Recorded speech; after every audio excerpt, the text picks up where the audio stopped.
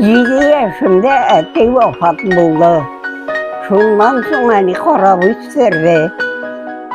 16 yaşım tulgaç Murat Mangulyaga bir obacı sözdük.